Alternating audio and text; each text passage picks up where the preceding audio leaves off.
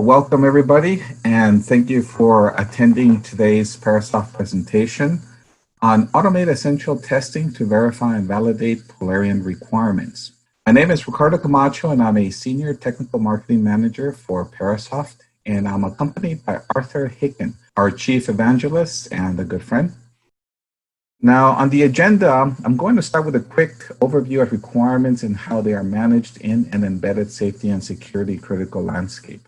Then Arthur Hicken is going to take us through assessing the quality of your requirements and why requirements matter. Then I'll be delivering a live demonstration of the Parasoft and Polarion integration, which we are very excited to demonstrate for you today. I'm going to take you through an end-to-end workflow from requirements to testing so that you get to walk away with a really good understanding of the value of the integration. Then we will open it up for Q&A, but make sure to visit our website after the webinar and register and try the Parasoft for yourself.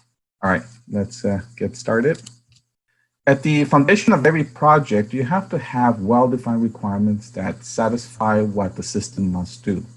Without requirements, you won't know if what you're delivering will meet your stakeholders' expectations.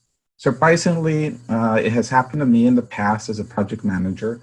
I was involved in a project where I was asked to test code and find defects. However, there were no requirements. So I performed static analysis and unit testing to clean up the code, but I had to continuously inquire about what is the expected behavior and quality of service expectations in order to create meaningful test cases. This process was very inefficient and problematic because there was always a sense of uncertainty. Anyways, functional requirements and non-functional requirements were missing. Functional requirements specify the behavior or capability that the system is supposed to perform or what the system should do. They are basically the requirements stated by the end user, which can be seen directly in the final product. And unlike non-functional requirements, these types of requirements are things like performance, portability, reliability, and many other such traits that are sometimes referred to as quality attributes or quality of service. Now, in your typical embedded software lifecycle, your requirements originate from your stakeholder. These are very high-level customer requirements, like the car engine will be monitored and controlled by an electronic control unit, which will perform X, Y, and Z functionality. These stakeholder requirements are negotiated and contractually established. These stakeholder requirements are then refined or decomposed and partitioned into their corresponding domain: hardware, software, mechanical, chemical, and so forth. For us, we're going to be focusing on software. Here you end up with your system-level requirements. These get further decomposed into high-level requirements. And then as you define your software architecture, then as you define further your detailed design, these become then your low-level software requirements. Now, these are the phases that you see on the right-hand side there of the V model. Actually, on the left side of the V model, where the software development takes place, the life cycle. Now, each decomposed requirement traces back up to the parent requirement, producing your traceability. The traceability commonly includes a link also to the test cases as well. And for some of the strictest industry standards, traceability continues down to the actual lines of code that satisfy the requirement. So let's take a look at some of these industry standards. Most likely you are having to conform to a process standard and you are using Polarion to manage your product or application lifecycle. Standards such as Automotive, ISO 26262, Avionics, DO178B, C, Medical, IEC 62304, Rail, 50128, and Industrial, IEC 61508. So I pulled sections from each of these standards that provide recommendations or mandates regarding requirements.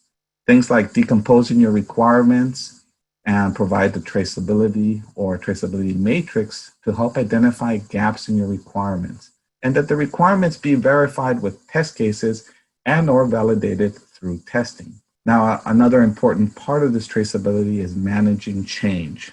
If a requirement changes, you know exactly what it affects downstream and or upstream. If you have built traceability down to the code, then when a requirement changes, you know exactly what code is affected, needs editing, and which test cases also need updating. So our complementing solutions offer a complete end-to-end lifecycle solution that helps satisfy the industry standards that you follow and that your development team needs. From a high-level view with Polarion, you will author your requirements, test cases, and produce that important traceability matrix as part of going through the development lifecycle. Then Parasoft will take you to the next step by realizing the test cases and provide that requirements verification validation, including traceability down to the code. Again, I'm going to walk you through this workflow during the demo, but let's take a sneak peek at some of the artifacts that we will be seeing. On the bottom left, you see a sample traceability matrix from Polarion. You will be able to decide which artifacts you want to see traceability between to help you find the gaps in the requirements. I'm actually going to show this. It's kind of cool. Then on the bottom right, you see a Parasoft DTP table with the list of requirements from Polarion. And then this table contains the Parasoft test cases that verify the Polarion requirements and the traceability down to the code. Also from this table, you can navigate back to Polarion, so there is a bi-directional interface. Now, above that table is the Parasoft DTP dashboard. It contains pie charts and other widgets which provide valuable data on progress and health of the code. Again, the integration and collaboration between our solutions help ensure that every requirement is addressed, that nothing is missed, and that there isn't anything extra in your system, because you can't afford to allow faulty software out the door, and you need to ensure that you have built the right product and that the product was built right. Other important tidbits about the requirements are that they be structured well, that each requirement addresses a single requirement. Use the verb shall. This is common in the embedded industry. Make sure that the requirement is unambiguous, so avoid using words and, unless, only if. And as you can see, there is a sample list of recommended characteristics in properly constructing a requirement. The image on the right shows a Polarion requirement with fields and attributes that can be customized to help you manage requirements, no matter what industry you're in. Now, if you are used to using Microsoft Word to manage a requirement, Polarion is a perfect fit because it allows users to round trip changes between Word and the live documents in Polarion. I'll actually kind of show a little bit of that. Now, requirements have different levels of abstraction, and to help manage large, complex projects, modeling has been adopted by many. And you may see requirements modeled as use cases, which are the ovals, and there are accompanying scenarios that help express behavior. Now, some of you may be generating code from control flow diagrams, state charts, class diagrams, and other diagrams from various tools. With Parasoft, you can take that code and run it through our static analysis engine to flush out safety and security issues, as well as perform unit testing, structural code coverage, and other types of testing on the code. So if you are modeling, Parasoft testing solutions can be applied to that kind of code as well.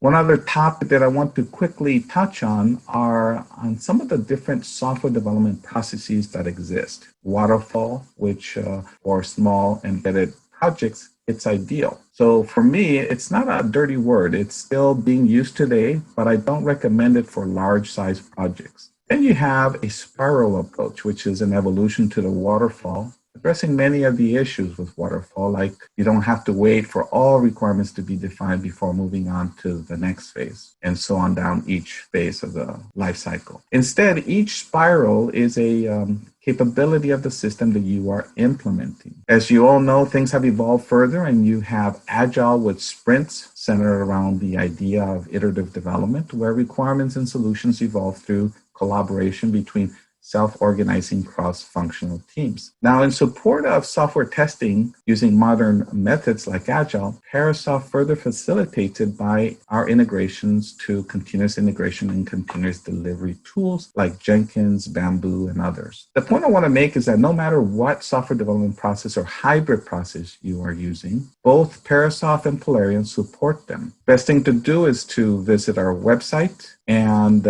try Parasoft for yourself. Okay, so what I'm going to do now is I'm going to pass the baton to Arthur Hicken to take us through a very interesting perspective on requirements. Yeah, thanks, Ricardo. So I wanted to look at the consequences of doing this wrong. There's been a lot of research people have done around requirements and how they impact the quality of a product. And you see the hooks and ferry research. Getting requirements right early in the project can save 1/3 or more of the overall project budget. So there's definitely a financial reason to get the requirement right.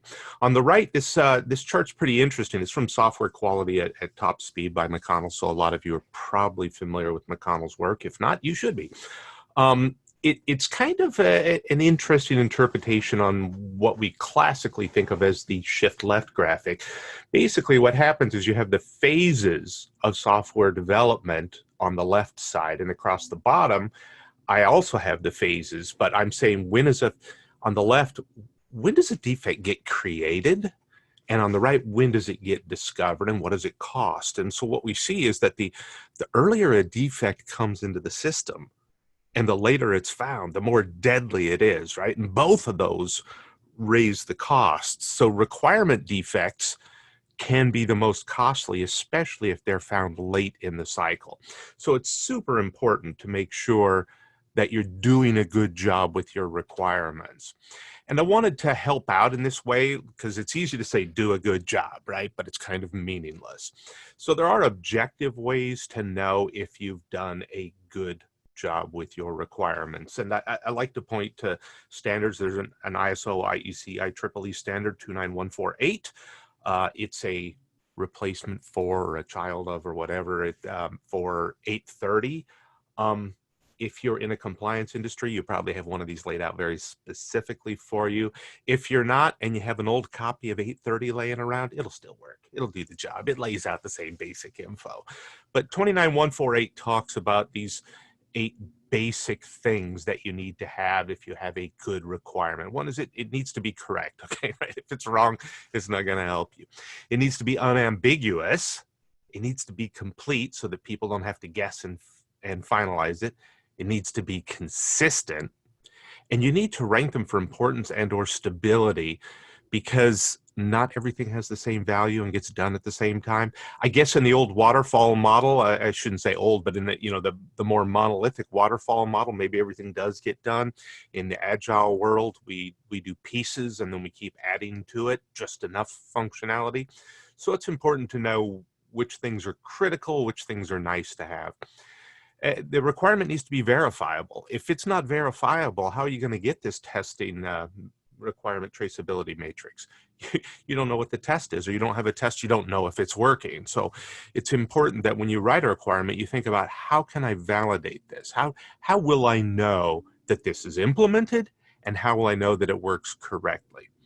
It needs to be modifiable so that people can make changes as they go. And as we're talking about today, it needs to be traceable. So all aspects of a good requirement. So let's look at some of the things that happen when you have bad problems. There's a pretty interesting quote. There's an article in the Journal of Object Technology. Lack of tracing makes it difficult, if not impossible, to know the impact of proposed and actual changes. And this is pretty interesting because we know that creating a product is one thing, but maintaining it is another thing entirely. And it can take an enormous amount of effort. So requirements not only help me create a good product, but if they're done well, they help me make necessary changes to it. So, sometimes if you have poor requirement quality, you just have quality problems. If you have overly simplistic use cases, typically in modeling, we can see this sometimes. Inappropriate constraints, not tracing your requirements, it kind of means that they're really, a thought exercise rather than a practical thing. If you're doing your requirements last, then that's probably a sign that your requirements aren't really traceable or necessarily complete. I remember sitting at a meeting one time at a large software vendor who had a tool for modeling software, and they said that the most common usage that people had was that after they built the product, they ran the tool to create the requirements. And it seems kind of backward to me, right? We should know what we're building first. You shouldn't see requirement volatility. There is some things change, right? We know that things change, but volatility means either you're changing your mind a lot or you're having too much scope creep. So it's important that we see things stabilize over time, and you need to make sure that you can see if requirements are being volatile. Inadequate verification, the traceability matrix should show us that. Inadequate tool support. If you're doing lots of things manually, or if managing your requirements and getting your traceability feels like it's just this monstrous overhead, you probably have inadequate tools, because you have to write the requirements down no matter what. So it shouldn't feel like a lot of extra effort to get the right reports out of the system. It probably means inadequate tooling.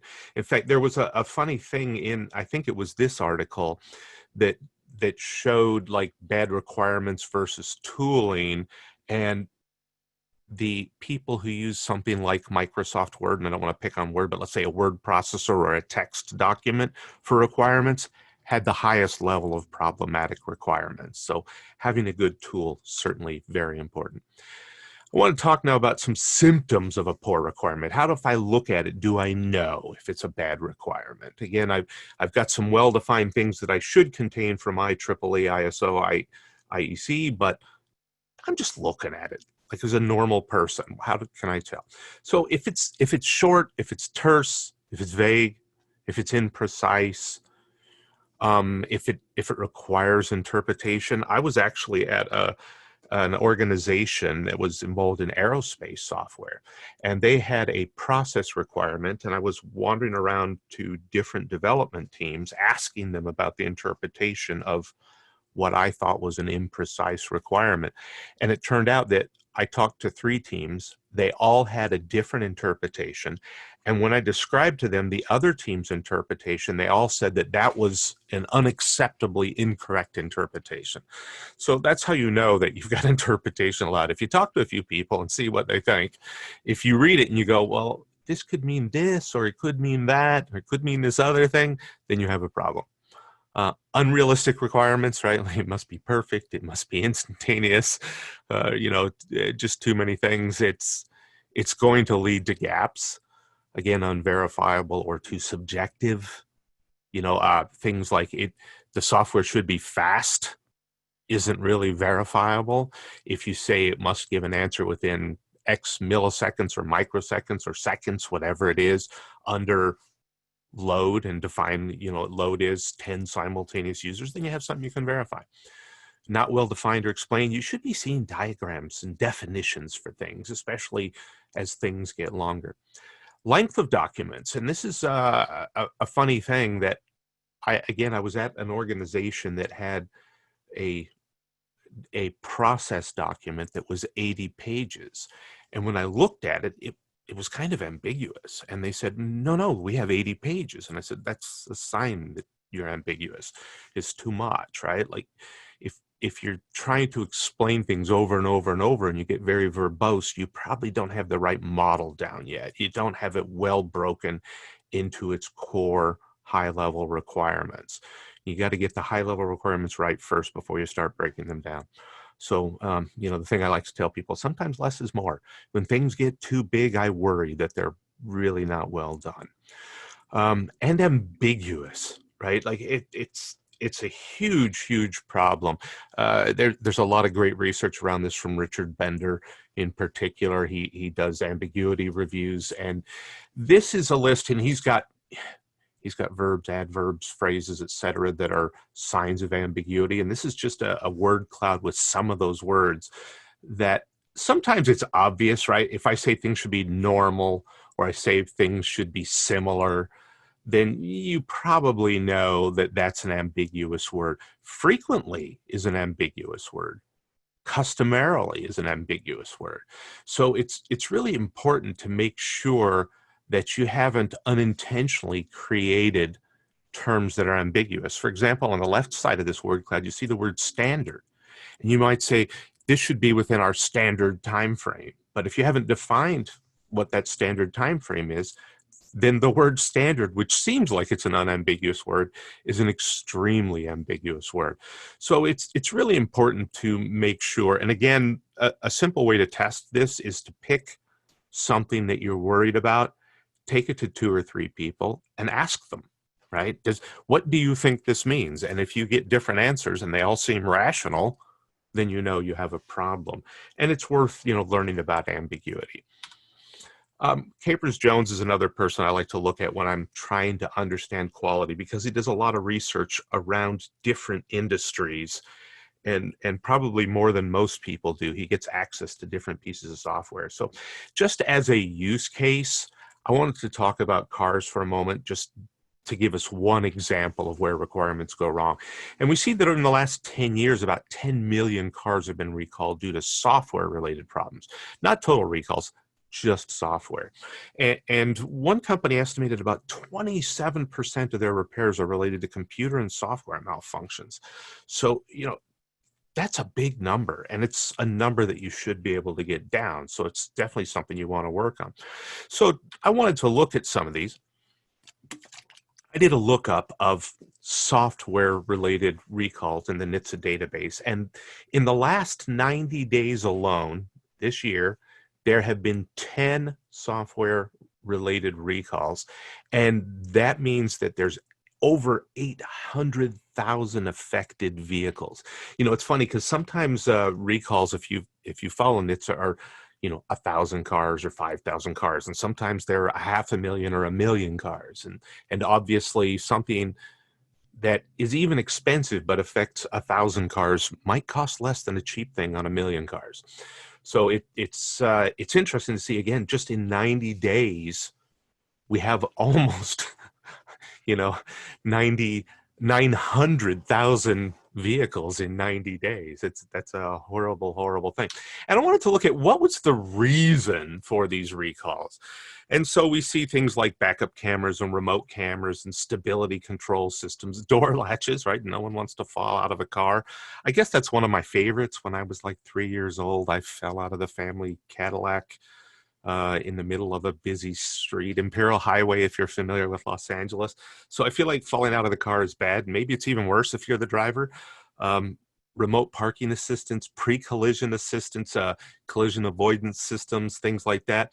And what's interesting, of course, if you look at not just what's the system that failed, but like what happens if this component that I'm recalling does fail.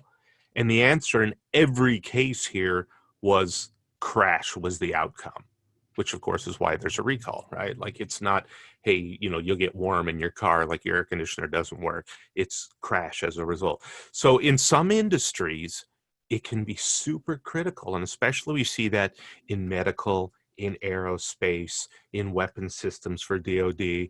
We see it in cars, we see it in airplanes, we see it in spacecraft, etc.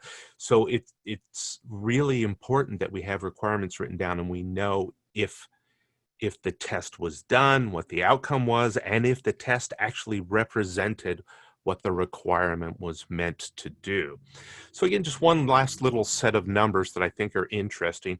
This is the last 10 years of vehicle recalls. On the top, you get a quantitative number of recalls. So it just means that, if 10 companies had a recall, you get 10. And on the bottom, you get the number of vehicles associated with that. Now, there's blue and red here, which is kind of fun. Blue is uninfluenced, meaning that as a car manufacturer, the Arthur Ricardo Car Company decided on our own that we needed to replace the radios in our cars. The red one means that we were told by government that we have to replace the radios in the cars. And so it's kind of interesting because from a quantitative perspective, it doesn't tell you a lot, but from a numerical perspective in the top graph, what you see is that the government, the US government, is spending less time telling people that they have to recall cars, even though the number of recalls is going up. And that's because of a change made 10 years ago where you have to be transparent about problems with the cars or there's fines. And so we see that the industry has responded to not just a safety issue, but a financial issue. Now you have a big ROI, right? We want less cost and higher safety. And we see the industry responding well to it, that they're recalling vehicles on their own in much bigger numbers than the government was doing. So system's working well. There's another funny thing here. Some of you may have been staring at these graphs if you're statisticians. You went, oh my gosh, 2014, what is that blue line? Everything is thrown off, right? If I threw that out of there, this old graph would look different. This is what happens when you have a supply chain problem that affects more than one vehicle or even more than one manufacturer. And the interesting thing is this is the airbag fiasco, shall we say, that struck so many, 40 plus million vehicles. In today's software supply chain, we're using more and more components, whether they're from a third party, whether they're a common library that we buy, whether they're an open source component that we use. We have a software supply chain now that extends pretty deep. We might even have a software component that we're using as a component that uses other components as well. So it's important to make sure that we get that quality right throughout the entire system, and so that it doesn't have a huge system-wide effect like this, because it can really cost everybody in the industry. And so with that, let's go back and look at the V model, Ricardo. Okay. Thank you, Arthur. That was really interesting. And really, it makes a point that really at the end of the day, you need to satisfy the test verification validation methods recommended by your industry. So you need a solid tube certified test automation solution, which Parasoft tooling has been tube certified for use. Our tool suite expedites your testing efforts, reduce the amount of labor, and boost your engineers' productivity. Parasoft has actually employed AI and machine learning to help our customers address pain points that go beyond what traditional test automation tools can do. Anyway, in this V diagram, you can see our list of products that address each of the various phases for verification and validation mentioned in the industry standards. You can also see an additional list of testing methods offered on the bottom right. I also want to mention our seamless adoption. Parasoft is a test solution that plugs right into your development ecosystem, such as your engineers' integrated development environment, or IDEs. This means that using our solution will be intuitive, so a very, very short learning curve. And our solutions work with numerous compilers, real-time operating systems, and you can perform the testing on your host environment and target hardware for your validation needs. And on the left-hand side of the V, you can see our Parasoft DTP solution that provides the integration with Polarion for requirements traceability to test cases and down to the actual code. Okay, so let's go ahead and look at things in action. This is Polarion, and we are looking at the homepage for the Automotive ECU system project. Again, to reiterate, the Parasoft and Polarion ALN integration offer an end-to-end solution for the embedded safety and security critical applications, where tasks have been automated to support any specific development process, industry compliance standard, all to accelerate time to market, reduce the cost of testing, improve code quality, safety, and security. Now, this project has been constructed from one of Polarion's V lifecycle project templates. These customizable templates lay out the foundation for your project management and workflow. As you can see from the various phases, requirements, design, risk, so on and so forth.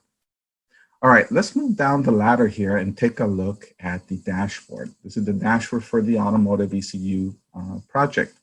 Now, on the far right, we can see all of the different work items that are being used for this, that exist within this project right now. You'll notice that we have 12 software requirements and we have 2 system requirements, a total of 14 requirements. And I want you to remember that name, 14 requirements, so we can keep track. We also have software test cases. We have 13 of them, and these are Polarion test cases. And we also have here an issue or a defect, and we have 1 unit test case. This unit test case actually is created by Parasoft.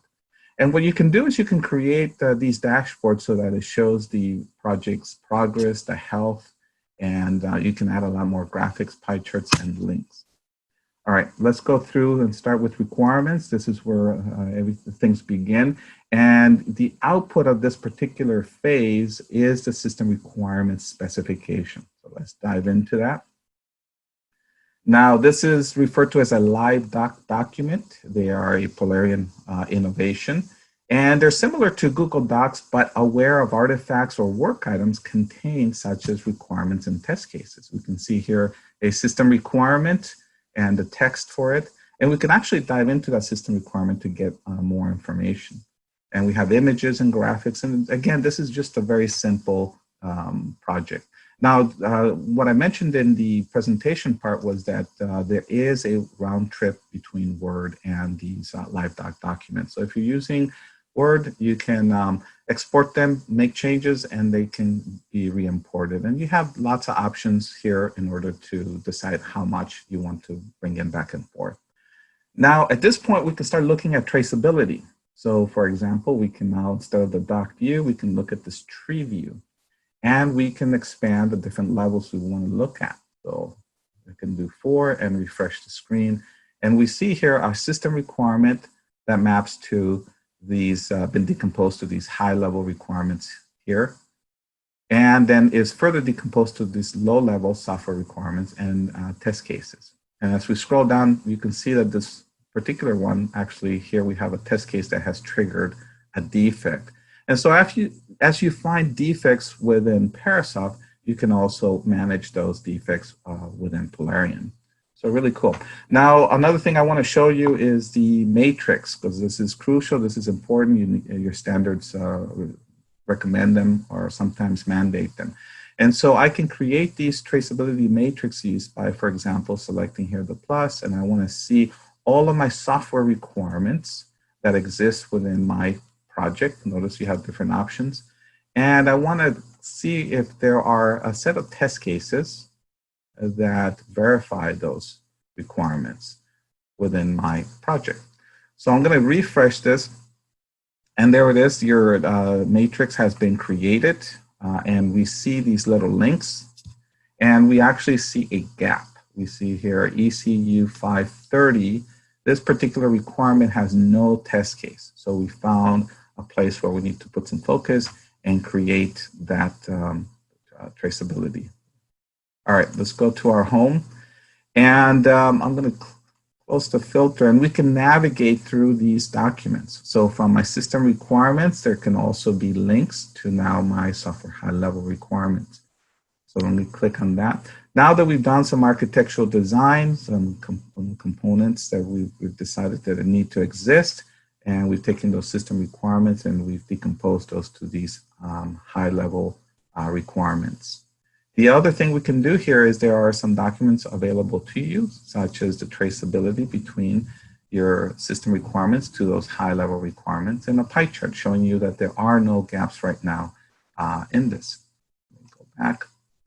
And let's dive down to now the software low-level requirements. You've done some detailed design. You have now some additional requirements, low-level software requirements.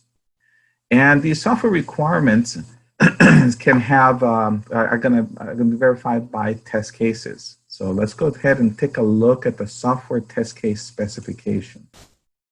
We see here this document has a test case for the system level test case for high level test cases. We see them here.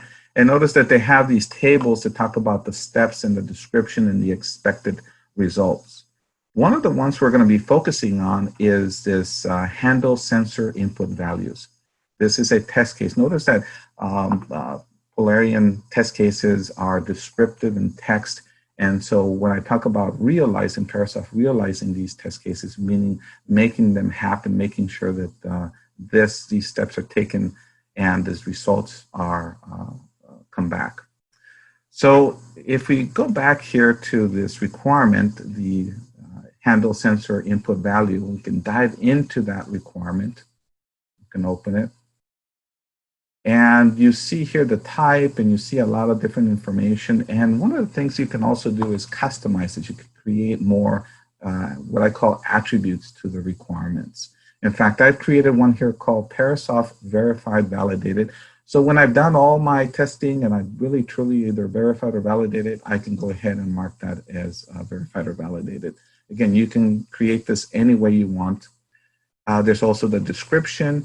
And here we can see the traceability to the hand sensor input values test case, which is the Parasoft test case. And we also see the traceability here, which verifies to the handle sensor, which is the unit test case that was automatically created by Parasoft. Now, just to give us a little more information, I can dive into this handle sensor input test case. We can see a description, the steps, and we can see the defect and also the requirement that we were looking at.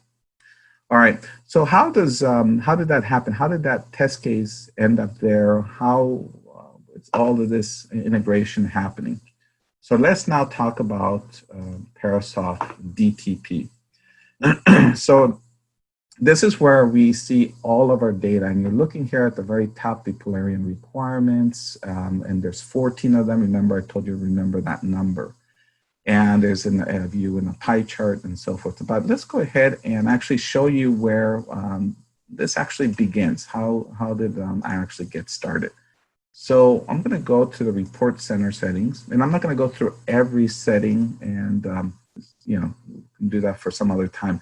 But anyways, you want to select the application that you want to connect to, provide the URL and your login information, and you can simply just test that connection so we can see we can connect to the Polarion instance. Then if we want, simply we can create then a project association. Which project within Polarion do I want to connect to? And I can go ahead and create that. So once you've created that, what you can do is you can then navigate here to the Parasoft DTP, and we can see all of the requirements, the 14 requirements. And we see that one of those requirements, there is a test case, one single test case. And it's executing and it's passing, and so it again verifies. And later on, what we're going to do is we're going to navigate back to Polarion by simply clicking on this unique ID. Now, coming back here, I kind of just put this information together. I wanted to see, you know, am I MISRA compliant? Am I CERT compliant or AUTOSAR? And how many number of violations? And you can create this, and these move around, right? You can do that. And again, remember when I click on the requirements, it brings up all those lists of information. The other thing that I've done here is that for this automotive ECU project, I've actually created specifically a different dashboard. You can see the different dashboards I've created. I've created one for MISRA. So when I click on my MISRA, I'm focusing only on that code and whether it's MISRA compliant, which it's not. And I can see that there's a total of 94 violations. 5 of them are mandatory, 50 of them are required, and 39 are advisory. And we can see here other information like the rules that are being violated, how many times, and we can navigate through this. I also like the tree map. So for example, I can click on this, and again, this is all very interactive, and it takes you straight to telling you where the source file, where the violation exists, the message, the severity, the user, you know, lots of information, and you can see the code of where that violation is taking place. One other thing is that you can look at the documentation. So I can see here a description of that rule and what does it say, why, you know, what the violation means, the benefits it brings to me, the example of why it's being violated, but more important is the repair. How do we fix that violation? So we have visibility to all of that. So really powerful stuff. Now, I've created one for security. Security is a big important thing today. And so we see the violations, and again, we can navigate through any of these and look at any of these particular violations and fix these security flaws that have been identified in our code. And I always get asked, you know, what about AUTOSAR? Yeah, so I created an AUTOSAR view, a little dashboard as well, giving us, again, very similar information. And there's a lot more content that I could bring in. There is, for example, there is code coverage, there's unit test cases, there's lots of stuff. And we can see here, for example, for the automotive ECU, right now I have a total of 8 test cases, but I only have 1 test case that actually has been linked to the Polarion requirement. And so how does that information, where does the code exist? How do I link it now to the Polarion requirements? So let's move into that step. So this is Parasoft C++ test, and it's running within the Eclipse environment. Now, we run within a vast set of IDEs, and we do this because it allows engineers to quickly and intuitively adopt and deploy our solutions in the IDE that they are familiar with. So the learning curve is very short, and I'm talking about IDEs like VS Code, which is hugely popular, Wind River Workbench, Code Sorcery, Code Composer, IR Workbench, and actually the list continues. Now, on the left-hand side, we see the Automotive project, Automotive ECU, and right now it's made up of just one single file. That's, again, I'm a marketing guy, so I'm keeping it all very simple. Now, I opened up that file, and you can see that it's color-coded because I also enabled code coverage, structural code coverage. And we support statements, branch, MCDC, and also assembly code coverage. So if you're interested or need that type of level of coverage, it's available to you through Parasoft. Now, the other thing is I ran this already, so you can see at the bottom that I ran these test cases. And the handle sensor here, that's the unit test case that is actually the only one I've connected to the requirement. But if you were interested, and I like this feature here, if you have a line such as this value low message here that has not been covered, there's an easy way to identify that when I create the test case, what do I need? How do I need to set my variables in order to achieve that coverage? So if you select the line and you right-click on it, you'll see that a Parasoft option, and you have the ability to select Show in Coverage Advisor. So when I click that, it tells me the variables, what variables they should be, what values they should be in order to expect coverage for these particular lines. So I need a value of somewhere starting from 0 all the way to 10. So this is really important because one of the things I was doing in the past as a project manager, sometimes I had to roll out my sleeves and make sure that our projects or our testing got done quickly, was trying to find coverage for complex functions that had multiple inputs and lots of branches, and there's lots of permutations. So this feature facilitates, makes it easy for you to quickly find that coverage and get going. Now, this coverage was automatically generated for me because I auto-generated these unit test cases. And I actually generated a lot, and I actually ended up getting 100%. So I had to delete some test cases so I can demonstrate some of this coverage information. So through Parasoft at the very top here, we have the ability to select some of these built-in functionality. So for example, I went to unit testing. So just imagine you have your project, your engineer has your project, and then they install a C++, and they can simply go ahead and generate these test suites and generate unit test cases and execute and get coverage.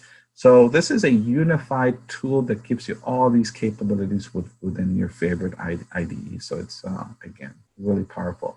And then we also added some little static analysis features, capabilities that you can just run. I want to find, for example, some duplicate code or some unused code. And this is customizable, and you can add a lot more. Now, we are support embedded safety critical industry applications. So we actually support lots of different compilers, lots of different targets. So you can see a list here. And this list continues to grow. We have a lot of customers that are always requesting more options, more target environments. So we are always continuously adding them. And also we have these compliant packs. So if you are doing avionics software, we have ability for you to perform unit testing, create automatic test cases for DO178C, level A, or DO178B, or whatever it is you need. And again, you can add more options here. We have for the automotive pack, we have the ISO 262 6 tooth, ASIL level A, and you can run your MISRA and your AutoSAR and so on and so forth. We have the medical device pack, FDA. We have security packs as well. So you can run your SCI, CERT, CNC++ rules, CWE, OWASP, and lots of different. And again, this is all customizable. So, all right. So let's talk about this test case. Let's create a test case. There's various ways to create a test case. You can add a test case using an editor or a wizard or a template or some data source. So very easy to do. Now, one of the other things that you could also do is when you have test cases, you can select one and you can simply also duplicate that test case.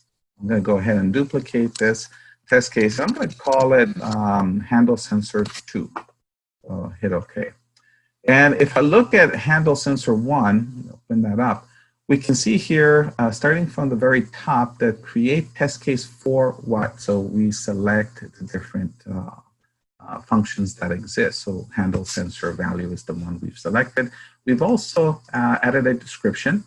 And we see that this test case is to validate and verify that this particular function can handle the values between 11 and 20, and that it returns the value high message. So here's the table that you can manipulate your variables. So we've taken value and I've entered 15. And then I've taken for the return here for the assertions, I want to make sure that the return, it returns a value high message. And so this was executed and it passed and it all worked correctly. Now let's go ahead and take this handle sensor 2 and let's change that. Let's make sure that we can address that line of code that hasn't been touched, this one here. So we need a value between 0 or including 0 and 10. And we see again from our code advisor, it actually gives us that information.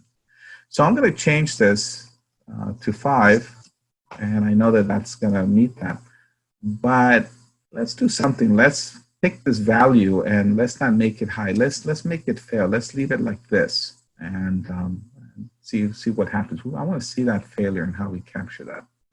Now, the other thing is, okay, I want to link this to a requirement in Polarion. So I'm going to go ahead and click here on the test suite sensor because this information, I'll go ahead and click save.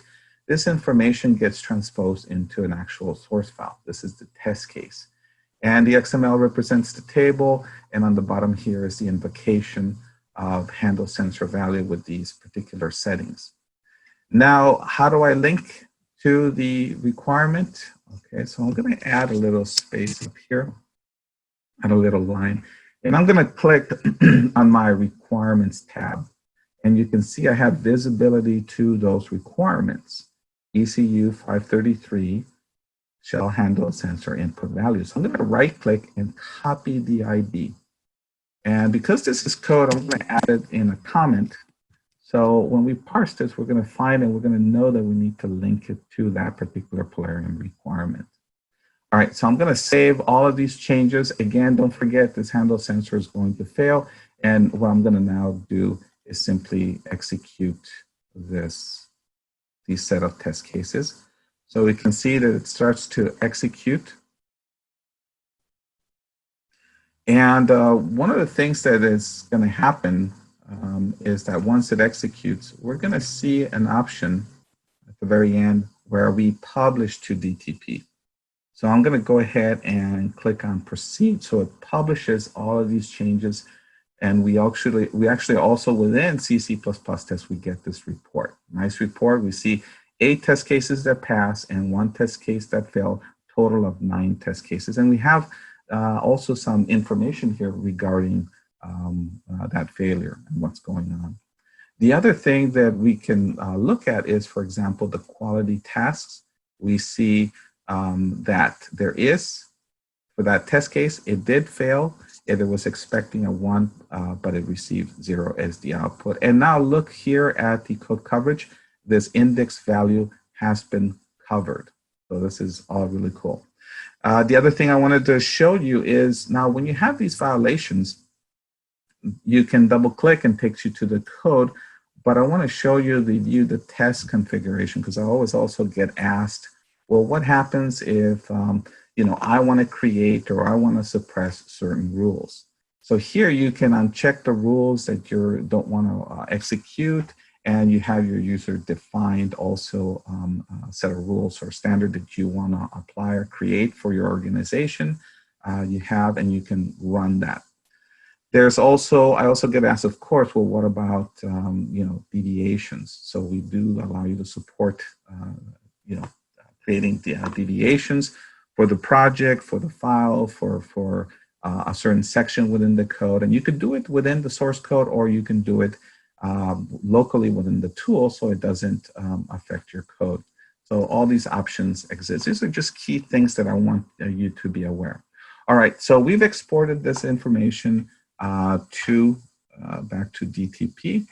So let's go ahead and refresh, because notice here it's just one. We see there's only 8 test cases, so I'm gonna go ahead and refresh that content or that information. And we're seeing now that there's Automotive ECU, there's now a total of 9 test cases, and we have 88.9% of them passing. And the other thing, what is actually also happening here is it's also updating Polarion. It's updating it with this latest information. And notice now it's red. And so I'm going to click the requirements traceability table so we can look at all of the requirements. And what we're going to see out of the 14 requirements is that one requirement that it's going to have 2 test cases. And of course, it's going to be at 50%. Yeah, so we can see here, 2 test cases at 50% success because 1 passed and 1 failed. So this is, again, really nice. So I know we're getting close to time. We'll make sure we have open up for questions. So I'm going to move a little quicker here. And notice that I can navigate directly to Polarion, taking me to this requirement. And we see that we have handle sensor 1 and handle sensor 2. And again, as I create more or realize the test cases is needed in order to fulfill or satisfy the requirement and this test case, at some point, I'm going to mark this as verified or validated. Let's take a look at the handle sensor 2. Notice that here is the information. Notice that it created a test run. So we have that test run, and notice that it failed. So we have all of that information. And as we continue through this process, and you can change this process yourself, you can create test cases that are at higher level, that are more integration types of test cases, system types of test cases, just various types of test cases that satisfy your requirements. And anyways, all right, so this is all that I wanted to show for the demo. So let's go back to the presentation here. Remember to follow us. You'll find us on Parasoft, on Twitter, on YouTube. Look for some of our videos, Facebook, LinkedIn. And if you want to contact us, you could email us at info@parasoft.com. Now, I really highly recommend you go to our website, beautiful website that we have, very clear, and try Parasoft.